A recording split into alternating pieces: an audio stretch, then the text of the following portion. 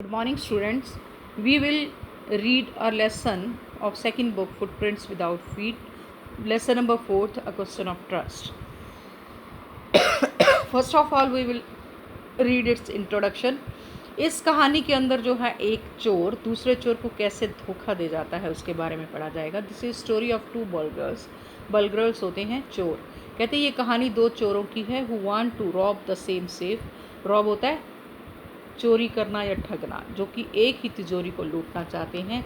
The name of the first burglar is Horace Danby. पहले चोर का नाम हॉरेस डेनबे है. He goes to rob a safe. वो एक तिजोरी को तोड़ने जाता है. There he meets a young lady. वहाँ वो एक नौजवान औरत को मिलता है. Who pretends herself to be the wife of the owner of the house, जो कि अपने आप को उस घर की मालकिन बताती है. बट इन रियलिटी, लेकिन वास्तव में, शी इज़ आल्सो ए बलगर. वो खुद भी एक चोर है. हॉरेस चोर थी है. Horace opens the safe for her. Horace उसके लिए तिजोरी खोलता है. He leaves his finger prints all over the room. वो पूरे कमरे में अपनी उंगलियों के निशान छोड़ देता है. The lady enjoys jewels. औरत गहने ले जाती है. And Horace Danby is arrested by the police. और हॉरेस डेनबे पुलिस के द्वारा गिरफ्तार हो जाता है. He gets a term in prison. वो जेल में रहता है. Now he is the assistant librarian in prison. अब वो जेल के अंदर लाइब्रेरियन का असिस्टेंट है. तो इसकी हम सिर्फ स्टोरी ही पढ़ेंगे. Horace Danby was a good man. Horace Danby एक अच्छा इंसान था. He was about 50 years old but he is unmarried. वो लगभग 50 साल का था लेकिन अभी तक कंवारा था. He was a locksmith. वो एक ताला बनाने वाला था. He was very successful in his business. वो अपने काम में बहुत निपुण था. He had engage 2 assistant to help him. उसने अपने काम में सहायता के लिए 2 लोग भी रखे हुए थे. Being good and respectable, he was not completely honest. कहते कि बहुत अच्छा और इज्जतदार होने के बावजूद भी पूरी तरह से ईमानदार नहीं था. He loved rare and expensive books. वह बेशुमार कीमती और ख़ास किताबों का शौकीन था. He bought them at any cost. वो उन्हें किसी भी कीमत पर खरीदा. फॉर दिस पर्पस, इस उद्देश्य के लिए, he robbed a safe in 1 year. वो साल में एक तिजोरी तोड़ता. He bought them these books secretly through an agent. वो एक एजेंट के थ्रू के द्वारा बड़े गुप्त रूप से वो किताबें मंगवाता. बिफोर मेकिंग ए थेफ्ट, चोरी करने से पहले he planned his work well. वो अपनी योजना अच्छी तरह बनाता. This time he had studied the house at Shotover Grange for 2 weeks. कहते इस समय जो उसने योजना बनाई, उसने शूट ओवर जो घर था उस पर 2 हफ्तों तक योजना बनाई. He studied even the minutes thing about the house. कहते कि उसने इस बार घर की छोटी छोटी छोटी चीज़ों के बारे में भी ध्यान रखा. The family was in London. परिवार लंदन में रहता था. The 2 servants who looked after, जो 2 नौकर देखभाल करते थे. The house had gone to the movies. वो फिल्म देखने गए थे. He came out from behind the garden wall. वो बगीचे की पिछली दीवार से आया एंड एंटर द हाउस. और घर में घुस गया.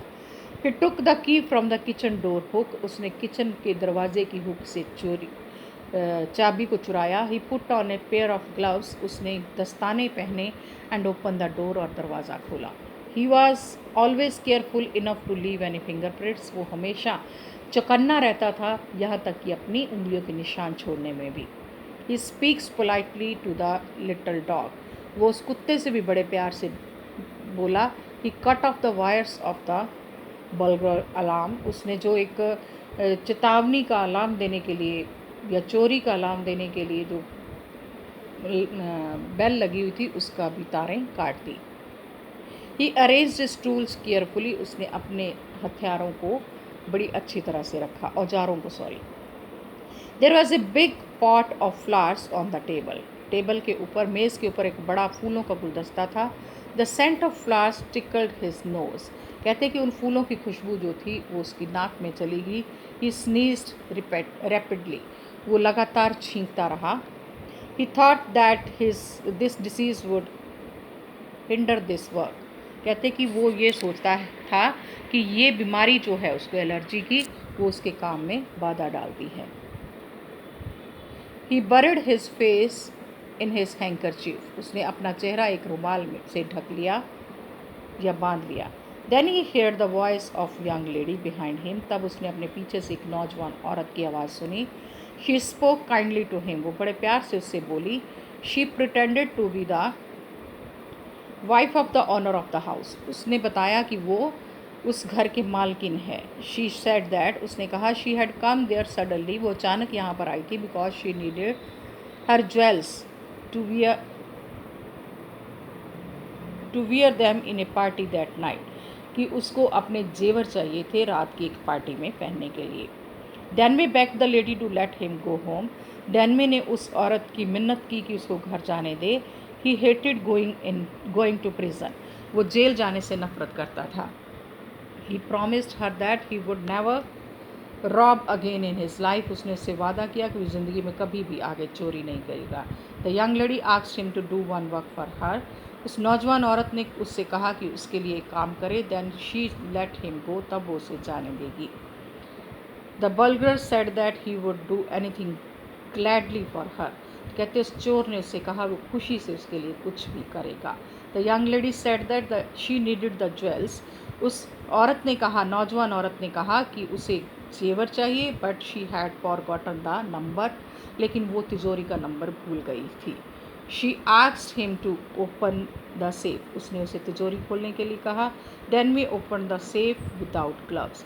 और डेनवे ने बिना दस्तानों के तिजोरी खोल दी. The young lady got the jewels and Horace Denve went away. कहते कि उस औरत ने जेवर पा लिए और हॉरेस डेनवे वहाँ से चला गया हैप्पीली, खुशी से. Because he had escaped from the difficult situation. क्योंकि वो इसलिए खुशी से चला गया क्योंकि वो एक मुसीबत से बच गया था. For 2 days, 2 दिनों तक Horace kept his promise to the young lady. Horace ने उस औरत से किए वादे को अपने को निभाया. But on the 3rd day, लेकिन तीसरे दिन he decided to rob some other safe. उसने किसी और तिजोरी की चोरी करने के बारे में निश्चय किया. But he never got the chance to put his plan into practice. लेकिन वो उसको कभी भी अपने इस प्लान को प्रैक्टिस में लाने का या इस योजना को संपूर्ण रूप देने का मौका नहीं मिला. By noon, a policeman had arrested him for the jewel robbery at Shotover Grand. क्योंकि दोपहर को उसे एक पुलिस वाला आकर गिरफ्तार करके ले गया शोटोवर ग्रैंड में चोरी के चक्कर में. His fingerprints were found all over the room. उसकी उंगलियों के निशान पूरे कमरे में पाए गए. He admitted that he had opened the safe. उसने स्वीकार किया कि उसने तिजोरी खोली थी. For the young wife of the owner of the house.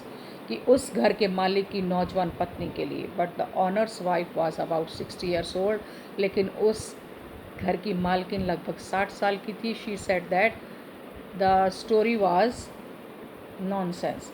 उसने कहा कि ये झूठी कहानी है. No one believed Denve. किसी ने भी डेनवे पे विश्वास नहीं किया. He was sent to jail. उसे जेल में भेज दिया गया. Now he was the assistant librarian in the prison. अब वो जेल के अंदर एक असिस्टेंट है लाइब्रेरियन का. He